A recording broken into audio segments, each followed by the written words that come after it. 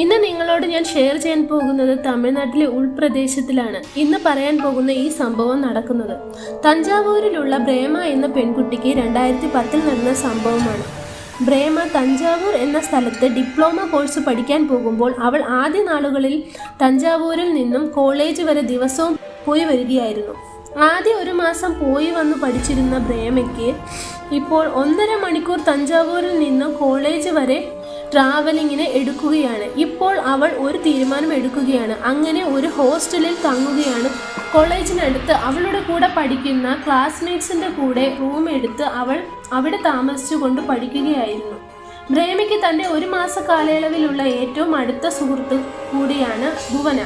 ഭുവനയുടെ കൂടെ ബ്രേമ റൂം എടുക്കുമ്പോൾ ഇപ്പോൾ 2 കൂട്ടുകാരി കൂടി അവളുടെ കൂടെ ഉണ്ട്.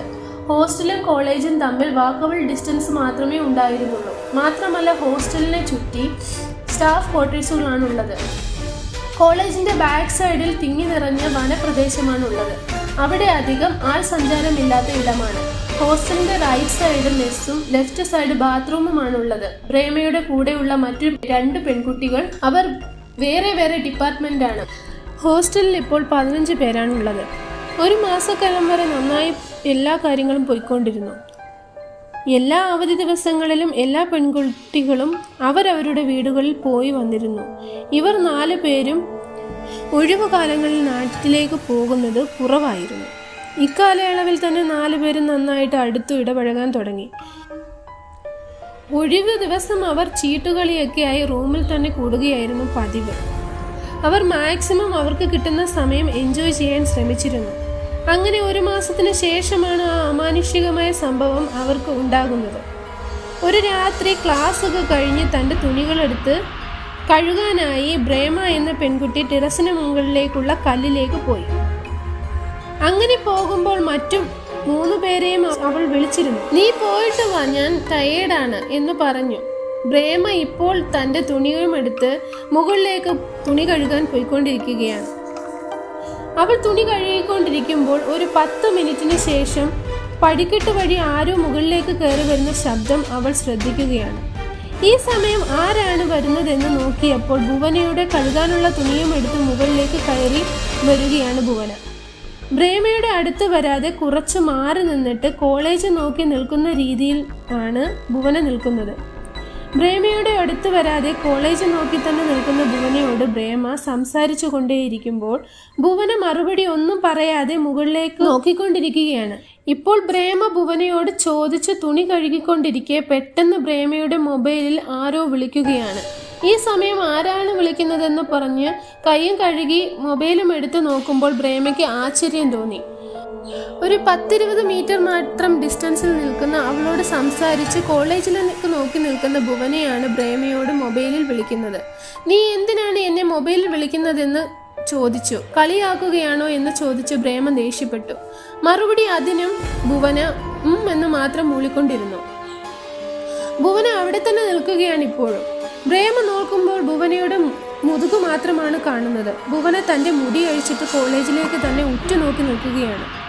ഭുവന കൂട്ടത്തിൽ കുറച്ച് ജോളിയായ ടൈപ്പാണ്. ബ്രേമ ഭുവനയുടെ അടുത്തേക്ക് പകുതി ദൂരം നടന്നപ്പോൾ പെട്ടെന്ന് ഭുവന ബിൽഡിങ്ങിൽ നിന്നും താഴേക്കെടുത്ത് ചാടുകയാണ് ഉണ്ടായത്. ബ്രേമ പേടിച്ചലറി പടിക്കെട്ട് വഴി താഴേക്ക് ഇറങ്ങി ഓടി. അന്തരീക്ഷം ആകെ ഭയാനകമായി. പേടിച്ചോടി വന്ന ഭുവനയെ കണ്ട് എല്ലാവരും പകച്ചുപോയി. വീണ്ടും ബ്രേമ ഒരു ഭീതിയിൽ നിൽക്കുകയാണ്. എന്താണെന്നാൽ അവൾ നോക്കുമ്പോൾ ഭുവന ഒരു കേടുപാട് സംഭവിക്കാതെ ഒരു പ്രശ്നങ്ങളുമില്ലാതെ ആ ആൾക്കൂട്ടത്തിന് നടുവിൽ തന്നെ നിൽപ്പുണ്ട്. ശേഷം ബ്രേമ ഭുവനയെ കണ്ട് ബോധം കെട്ട് വീഴുകയാണ് ഉണ്ടായത്. അവിടെ നിന്നിരുന്ന മറ്റു ഗേൾസ് വാർഡനെ ഇൻഫോം ചെയ്യുന്നു. വാർഡൻ വന്ന് ബ്രേമയോട് മുഖത്ത് വെള്ളം തളിച്ചു. എഴുന്നേൽപ്പിക്കാൻ ശ്രമിച്ചുവെങ്കിലും ബ്രേമ എഴുന്നേൽക്കുന്നില്ല. കുറച്ചു നേരം കഴിഞ്ഞ് ബ്രേമയുടെ ബോധം തെളിഞ്ഞു. പക്ഷേ ഭുവനയെ കണ്ടയുടൻ അവൾ പേടിച്ചു കൈകാലുകൾ വിറയ്ക്കുന്നുണ്ട്. വാർഡൻ ബ്രേമയോട് ചോദിച്ചപ്പോൾ അവൾ സംഭവം പറയാതെ ഞാൻ മുകളിൽ എന്തിനെയോ കണ്ടു പേടിച്ചതാണെന്ന് പറഞ്ഞ് സിറ്റുവേഷൻ മാനേജ് ചെയ്യാൻ ശ്രമിച്ചു. ഭുവനയെ വീണ്ടും ബ്രേമയുടെ അടുത്ത് വന്നു. മറ്റു 2 പേരും കൂടെയുണ്ട്. പേടിയുണ്ടെങ്കിലും അത് പുറത്തു കാണിക്കാതെ നോർമലായി ബ്രേമ 3 പേരോടും സംസാരിക്കുകയാണ്. സംഭവത്തിന് ശേഷം ഉറക്കത്തിന് മുമ്പ് ബ്രേമ ജനാലയിലേക്ക് പുറത്തേക്ക് നോക്കി നിൽക്കുകയാണ്. നടന്ന സംഭവം ആലോചിച്ചുകൊണ്ട് കിടന്നുറങ്ങി. അങ്ങനെ രാത്രി 1:30 വരെ ആലോചിച്ച് കിടന്നിരുന്ന പ്രേമ ഇടയ്ക്ക് എപ്പോഴോ കിടന്നുറങ്ങിപ്പോയി. കുറച്ചു കഴിഞ്ഞപ്പോൾ റൂമിൽ ഭയാനകമായി ഒരു അലർച്ച കേട്ടു. എല്ലാവരും എണീറ്റ് നോക്കുമ്പോൾ ഭുവന പേടിച്ച് വിളിച്ചു അലറിക്കരഞ്ഞു കതകിനെ ചൂണ്ടിക്കാട്ടി അവളെ പോകാൻ പറ എന്ന് പറഞ്ഞുകൊണ്ട് അലറി കരയുകയാണ്. ഇത് കേട്ടപ്പോൾ പ്രേമയ്ക്ക് എന്തോ കാര്യം മനസ്സിലായെന്ന് തോന്നുന്നു. പ്രേമയുടെ കൂടെ മറ്റു കുട്ടികളും ഭുവനയെ സമാധാനപ്പെടുത്താൻ ശ്രമിക്കുകയാണ്. അവിടെ ഒന്നുമില്ല, നിനക്ക് തോന്നുന്നതാണ്. അപ്പോൾ ഭുവന പറയുന്നു, നിങ്ങൾക്ക് കാണുന്നില്ലേ അവിടെ കതകിനടുത്ത് ആരോ നിൽക്കുന്നു എന്ന് പറഞ്ഞു അലറി കരയുകയാണ്. ഏകദേശം 10 മിനിറ്റോളം കൂടെ ഉള്ള കുട്ടികൾ ഭുവനയെ സമാധാനിപ്പിക്കാൻ ശ്രമിക്കുകയാണ്. ഇപ്പോൾ ഭുവന വീണ്ടും പറഞ്ഞുകൊണ്ടിരിക്കുന്നു, കതകിന്റെ അടുത്ത് ഒരു സ്ത്രീ രൂപം ഞാൻ നന്നായി കണ്ടതാണ്, നിങ്ങൾ കാണുന്നില്ലേ? ഇപ്പോൾ മറ്റുള്ള കുട്ടികൾ ദേഷ്യപ്പെടുന്നു. നിങ്ങൾക്ക് എന്താണ്? നിങ്ങൾ ആളെ കളിയാക്കാൻ ശ്രമിക്കുകയാണോ? അവിടെ ആരുമില്ല എന്ന് വഴക്കു പറഞ്ഞു ആശ്വസിപ്പിച്ചിട്ട് കിടന്നുറങ്ങാൻ പറയുന്നു. പക്ഷേ അന്നു രാത്രി ഭുവനയും പ്രേമയും ഉറങ്ങിയിരുന്നില്ല. ഭുവന പ്രേമയെയും പ്രേമ ഭുവനയെയും നോക്കിയിരിക്കുകയായിരുന്നു. അങ്ങനെ രാവിലെ മറ്റു 2 കുട്ടികളും ഡിപ്പാർട്ട്മെന്റ് വേറെ ആയതുകൊണ്ട് അവർ രണ്ടുപേരും നേരത്തെ ഒരുങ്ങി സ്കൂളിലേക്ക് പോയിരുന്നു.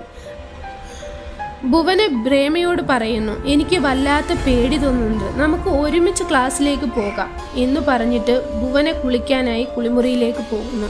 ഇപ്പോൾ പ്രേമ ഒറ്റയ്ക്ക് തൻ്റെ റൂമിൽ ഇരിക്കുകയാണ്. അപ്പോൾ അവിടെയുള്ള ജനാലകൾ വഴി ഒരു രൂപം റൂമിൽ നിന്നും ഇറങ്ങി പൊന്തക്കാട്ടിലേക്ക് പോകുന്നത് അവൾ കാണുന്നു. ആ രൂപം ഹോസ്റ്റലിന്റെ ബാക്ക് സൈഡിലേക്കുള്ള പൊന്തക്കാട്ടിലേക്കാണ് പോകുന്നതെന്ന് അവൾ കണ്ടു.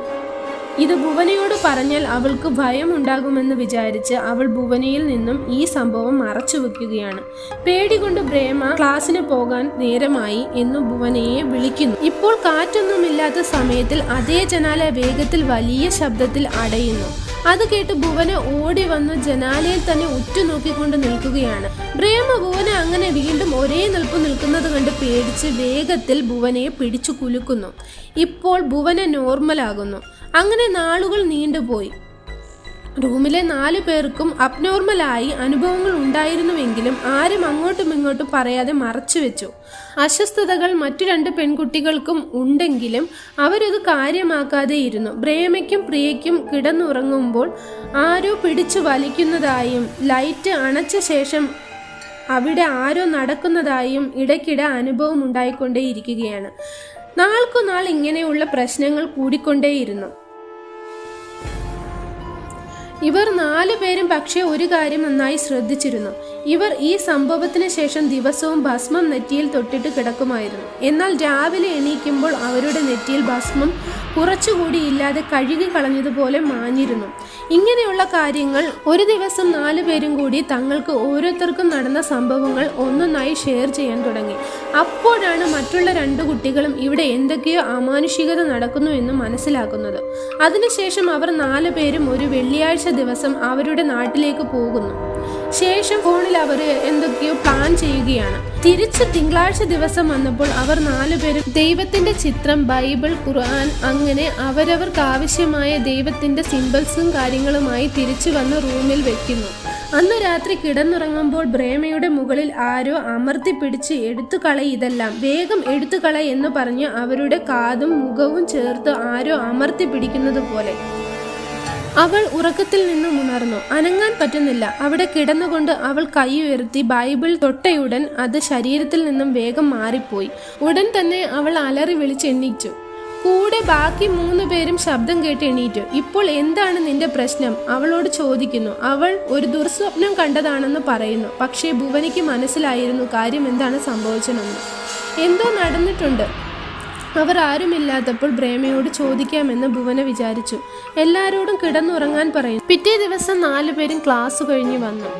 അതിനുശേഷം 4 പേരും മറ്റുള്ള റൂമിലെ കുട്ടികളോട് വിവരങ്ങളെല്ലാം പറയുന്നു. ആരും ഒന്നും അറിഞ്ഞിരുന്നില്ല. പക്ഷേ ഒരു കുട്ടി മാത്രം പറയുന്നു, എനിക്ക് ചില ദിവസങ്ങളിൽ നിങ്ങളുടെ റൂമിൻ്റെ വശത്ത് ഉറങ്ങാൻ പറ്റാത്ത ദിവസങ്ങളിൽ പുറത്തു വരുമ്പോൾ നിങ്ങളുടെ റൂമിൻ്റെ ഒരു സൈഡിൽ ഒരു പെൺകുട്ടി നടക്കുന്നതായിട്ട് ഞാൻ കണ്ടിട്ടുണ്ട്. പക്ഷേ എന്നെ ആ കുട്ടി ഒന്നും ചെയ്തിട്ടില്ല. ഞാൻ വിചാരിച്ചത് ചിലപ്പോൾ നിങ്ങൾ 4 പേരിൽ ആരെങ്കിലും ആയിരിക്കുമെന്നാണ്. ഞാൻ പുറത്ത് വരുന്നത് കണ്ടാൽ അത് നിങ്ങളുടെ റൂമിലേക്ക് പോകുന്നതും ഞാൻ കണ്ടിട്ടുണ്ട്. ബ്രേമയുടെ റൂമിൽ നിന്നും ഒരു 3-4 റൂം കഴിഞ്ഞിട്ടാണ് ഈ പെൺകുട്ടിയുടെ റൂം. അങ്ങനെ എല്ലാവരോടും സംഭവത്തെക്കുറിച്ച് അന്വേഷിച്ചു കൊണ്ടിരിക്കെ ഇപ്പോൾ അവർ ഹോസ്റ്റലിന്റെ 9ാമത്തെ റൂമിലേക്ക് പോകുന്നു. അവിടെ സീനിയറായ ഒരു കുട്ടി അവരെ 4 പേരെയും ഇരിക്കാൻ പറയുന്നു. ശേഷം അവർ ബ്രേമയോടും ഭുവനയോടും പറയുന്നു, എനിക്ക് ഇതുവരെ ഒരു അനുഭവം ഉണ്ടായിട്ടില്ല. ഈ ഹോസ്റ്റലിൽ ആരെങ്കിലും മരിച്ചോ എന്ന് ചോദിച്ചാൽ അങ്ങനെ ഉണ്ടായിട്ടില്ല. പക്ഷേ എൻ്റെ ഒറ്റ സുഹൃത്തായിരുന്ന ഒരു കുട്ടി 1.5 വർഷത്തിന് മുമ്പ് മരിച്ചുപോയി. അവർ മരിക്കുമ്പോൾ ഞാൻ അവളുടെ കൂടെ 10ാം നമ്പർ മുറിയിലാണ് താമസിച്ചിരുന്നത്. പക്ഷേ അവർ ഒരു അവധി ദിവസം നോർമലായി എപ്പോഴത്തെയും പോലെ അവളുടെ വീട്ടിൽ പോയി അവിടെ വെച്ച് എന്താണ് ഉണ്ടായതെന്ന് അറിയില്ല. അവൾ മണ്ണെണ്ണ ഒഴിച്ചു കത്തിച്ചു മരിച്ചുപോയി. അത് കഴിഞ്ഞ് ഞാൻ റൂമിലേക്ക് മാറിയത്. 10ാമത്തെ റൂം ഇപ്പോൾ ഹോസ്റ്റൽ വാർഡനാണ് ഉപയോഗിക്കുന്നത് എന്ന് പെൺകുട്ടി അവരോട് പറയുന്നു. ഇത് കേട്ട് അവർ 4 പേരും തിരിച്ചു റൂമിൽ വന്നു. കതകു തുറന്നപ്പോൾ റൂമിന്റെ നടുവിലായി പുക പോലെ ഒരു രൂപം ഇരിക്കുന്നു. അവർ വന്ന ഉടൻ ആ രൂപം അലറി വിളിച്ചുകൊണ്ട് ജനാലയിൽ വഴി പുറത്തേക്ക് ഓടിപ്പോയി. അവർ 4 പേരും അത് കാണുകയാണ്. ഇത് കണ്ട ശേഷം ഓടി റൂം അടച്ച് വേഗത്തിൽ തന്നെ റൂം വാർഡനെ വിളിക്കുകയാണ്. റൂം വാർഡനോട് നടന്ന കാര്യങ്ങൾ വിവരിക്കുന്നു. പ്രശ്നങ്ങളെല്ലാം കേട്ടിരുന്ന റൂം വാർഡന് ഇങ്ങനെയൊന്നും ഇതിനു മുമ്പ് ഉണ്ടായിട്ടില്ല. പ്രശ്നം ഹോസ്റ്റലിലല്ല, നിങ്ങളിൽ ആരോ ഒരാൾക്ക് എന്തോ ഒരു പ്രശ്നമുണ്ട്. അത് നിങ്ങളിൽ ആർക്കാണെന്ന് കണ്ടുപിടിക്കണം എന്ന് പറഞ്ഞ് ഹോസ്റ്റൽ വാർഡൻ തൻ്റെ റൂമിലേക്ക് തിരിച്ചു പോകുന്നു. ഇത് കേട്ടയുടൻ 4 പേരും പതറിപ്പോയി നിൽക്കുകയാണ്. ഇവർ 4 പേരും നേരം വെളുക്കുന്നത് വരെ എന്തു ചെയ്യണമെന്നറിയാതെ ആലോചിച്ച് നിൽക്കെ ഹോസ്റ്റൽ വാർഡൻ വീണ്ടും തിരിച്ചു വരികയാണ്. നിങ്ങളുടെ പ്രശ്നം ഒന്നു വിടാതെ ഇവരോട് പറയണം. പ്രശ്നത്തിന് പരിഹാരം നമുക്ക് കാണാം. നിങ്ങൾ വിഷമിക്കേണ്ട എന്ന് പറഞ്ഞ് ഫോൺ കൊടുക്കുന്നു. അവർ നടന്ന സംഭവം ഒന്നു വിടാതെ പറയുന്നു. ഇതെല്ലാം കേട്ടുകൊണ്ടിരിക്കുന്നത് ഒരു സ്ത്രീയാണ്. ഇങ്ങനെയുള്ള അമാനുഷികതയും ദൈവികതയും എല്ലാം ഒരുപോലെ വിശ്വസിക്കുന്ന ഒരു സ്ത്രീയാണ്. ഇവർ 4 പേരിൽ ഓരോരുത്തരായി ഫോണിൽ മാറി മാറി സംസാരിക്കാൻ. അങ്ങനെ അവർ മാറി മാറി തനിത്തനിയായി സംസാരിക്കുന്നു. എല്ലാം സംസാരിച്ച ശേഷം ഫോൺ വാർഡന്റെ കയ്യിൽ കൊടുക്കാൻ പറയുന്നു. അവർ ഭുവനയുടെ ശരീരത്തിലാണ് ആത്മാവുള്ളത്. അവളുടെ അമ്മയെ അവളോട് പറയാതെ കൂട്ടിക്കൊണ്ടുവരാൻ പറഞ്ഞിട്ട് ഫോൺ കട്ട് ചെയ്യുന്നു. പ്രേമ മനസ്സിൽ അടക്കി വെക്കാൻ കഴിയാതെ ഭുവന പറഞ്ഞത് നിനക്കാണ്, നിന്റെ ശരീരത്തിലാണ് എന്ന് പറഞ്ഞതും അവൾ പേടിച്ച് അലർമുറയിട്ട് കരയാൻ തുടങ്ങി. അവൾ കേട്ടപാടെ ആര് പറയുന്നതും കേൾക്കാൻ നിൽക്കാതെ വീട്ടിലേക്ക് തിരിച്ചു പോകുന്നു. പ്രേമയും മറ്റു 2 പേരും എന്ത് ചെയ്യണമെന്നറിയാതെ അവരും അവരവരുടെ വീട്ടിലേക്ക് തിരിച്ചു പോകുന്നു. വാർഡൻ അവർ പോയി തിരിച്ചു വന്നപ്പോൾ ഭുവനെ അറിയരുത്. അവൾ വന്ന ശേഷം അടുത്ത ആഴ്ച അവധിക്ക് അവരോട് വരാൻ പറയാം. അവധി ആയതുകൊണ്ട് ആരും ഉണ്ടാകില്ല എന്ന് പറയുന്നു. അവർ 3 പേരും സമ്മതിക്കുന്നു. അങ്ങനെ അടുത്ത ആഴ്ച അവധിയായി. അന്ന് നാട്ടിലേക്ക് പോവാതെ ഭുവനയെ പിടിച്ചു നിർത്തി രാത്രി 10:30 കാര്യങ്ങൾക്ക് അവസാനമുണ്ടാക്കാൻ അവർ പുറപ്പെട്ടു വരികയാണ്. ശേഷം ഹോസ്റ്റൽ കോമ്പൗണ്ടിൽ എത്തിയ ഉടനെ അതുവരെ ഞാൻ ആ റൂമിൽ തനിയെ ഇരിക്കില്ല എന്നു പേടിച്ച് പറഞ്ഞിരുന്ന ഭുവന ഇപ്പോൾ റൂമിലേക്ക് ഓടിക്കയറി കതകടച്ച് കുറ്റിയിടുന്നു. അതുവരെ അലറിക്കറിഞ്ഞ് പ്രേമയുടെ കയ്യിൽ പിടിച്ചു നിന്നിരുന്ന ഭുവന ഒറ്റയ്ക്ക് ഓടിപ്പോയി കതകടച്ച് കുറ്റിയിട്ടിരിക്കുകയാണിപ്പോൾ. വേഗത്തിൽ കാറിൽ വന്ന അവർ ഭുവന ചെയ്യുന്നത് കണ്ടു നിന്നിരുന്നവരോട് ഒന്നുമില്ല, മാറി നിൽക്കൂ എല്ലാവരും, കുറച്ച് സമയത്തേക്ക് എന്ന് പറഞ്ഞ് അവർ റൂമിന് മുന്നിൽ വന്നിട്ട് കയ്യിൽ ഒരു കമ്പ് വെച്ചിട്ട് എന്തോ ഒരു മന്ത്രം അകത്തുനിന്ന് ഭുവന വാതിൽ തുറന്നു. അകത്തുനിന്ന് വാതിൽ തുറന്ന ഉടനെ ഭുവന റൂമിന്റെ നടുക്ക് ഇരിക്കുകയാണ്. പല്ല് വെളിയിൽ കാട്ടി അലറാൻ തുടങ്ങി. അവളുടെ ദേഹത്തിലുള്ള ആത്മാവ് പറയാൻ തുടങ്ങി. ഭുവന ആദ്യ 1 മാസം കഴിഞ്ഞുള്ള അവധിക്കാലം നാട്ടിൽ പോകുമ്പോൾ അവളുടെ വീട്ടിൽ നോൺവെജ് പാചകം ചെയ്യുകയായിരുന്നു. ഇപ്പോൾ സമയം ഒരു 6 മണി ആയിട്ടുണ്ടാകും. ചേച്ചി പ്രഗ്നന്റ് ആയതുകൊണ്ട് അവൾക്ക് കൊണ്ട് കൊടുക്കണമെന്ന് പറഞ്ഞ് അവളുടെ കയ്യിൽ കൊടുത്തുവിട്ടു. തൊട്ടടുത്തായതുകൊണ്ട് അവൾ തനിയെ പൊയ്ക്കൊള്ളാം എന്ന് പറഞ്ഞ് പകുതി വഴി എത്തിയപ്പോൾ അവിടെ ഒരു ആൽമരമുണ്ട്. അടുത്ത് ഒരു പൈപ്പുണ്ട്. മരത്തിനടുത്തെത്തിയപ്പോൾ പെട്ടെന്ന് അവളുടെ മനസ്സ് മാറി. അവൾ ചേച്ചിക്ക് കൊടുക്കാതെ അവിടെ ഇരുന്ന് അത് മുഴുവനായി കഴിച്ചു. അടുത്തുള്ള പൈപ്പിൽ പാത്രവും കഴുകി തിരികെ പോയി. ഇപ്പോൾ നോൺവെജ് കഴിക്കാനുള്ള ആശ തീർക്കാൻ ഒരു കോളേജ് വിദ്യാർത്ഥിയുടെ ആത്മാവ് ആർത്തിയോടെ അവളെ കൊണ്ട് അവളുടെ ശരീരത്തിൽ കയറി അത് കഴിക്കുകയായിരുന്നു. അവൾ ഒരു കോളേജ് വിദ്യാർത്ഥി ആയതുകൊണ്ട് അവളുടെ ശരീരം വിടാൻ എനിക്ക് തോന്നിയില്ല എന്ന് പറഞ്ഞ് അലറാൻ തുടങ്ങി. ആ ആത്മാവിനെ പൂജാവിധി പ്രകാരം ഒഴിച്ചുവിട്ടു. അങ്ങനെ ഒരാഴ്ച കഴിഞ്ഞു ബ്രഹ്മ വീണ്ടും ഒരു ദുർസ്വപ്നം കാണുകയാണ്. സ്വപ്നം കണ്ടുണരുമ്പോൾ അവളുടെ കൈ നന്നായി വേദനിക്കുന്നതായി അവൾ അനുഭവപ്പെട്ടു. കണ്ണു തുറന്നു നോക്കിയപ്പോൾ വീണ്ടും ഭുവനയാണ്. അവളുടെ കൂർത്ത നഖങ്ങൾ കൊണ്ട് ബ്രഹ്മയുടെ കൈ കീറി രക്തമൊഴുകുന്നതായി അവൾ കാണുന്നു. അവൾ പേടിച്ച് ഭുവനയെ മാത്രം റൂമിലാക്കി ബാക്കി 3 പേരും വെളിയിൽ ലോക്ക് ചെയ്തിട്ട് വീണ്ടും ബാഡനെ വിളിക്കുകയാണ്. ബാഡൻ വന്നു ബാധയെ ഒഴിപ്പിക്കാൻ വീണ്ടും അവരെ വിളിച്ചു. അവർ വന്നു നോക്കുമ്പോൾ ഒരു കാര്യം ശ്രദ്ധിക്കുന്നു. 4 പേരുടെ കയ്യിലും കെട്ടിയിരുന്ന ചരട് അഴിഞ്ഞു പോയിരിക്കുന്നു.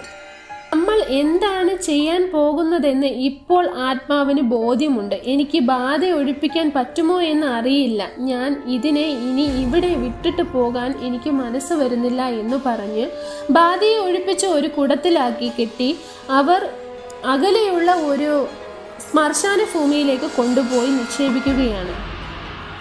അങ്ങനെ മാസങ്ങൾ കഴിഞ്ഞു പോയി. അതിനുശേഷം 4 പേരും കോളേജ് പഠനമൊക്കെ പൂർത്തിയാക്കിയിട്ടാണ് തഞ്ചാവൂരിൽ നിന്നും തിരിച്ചു മടങ്ങിയത്. ബ്രഹ്മ എന്ന പെൺകുട്ടിക്ക് തഞ്ചാവൂര് എന്ന സ്ഥലത്ത് തൻ്റെ കോളേജ് പഠനം പൂർത്തിയാക്കുന്നതിനിടയിലുണ്ടായ ഒരു അമാനുഷികമായ സംഭവത്തെക്കുറിച്ച് എനിക്ക് ഷെയർ ചെയ്തതാണ് ഇത്.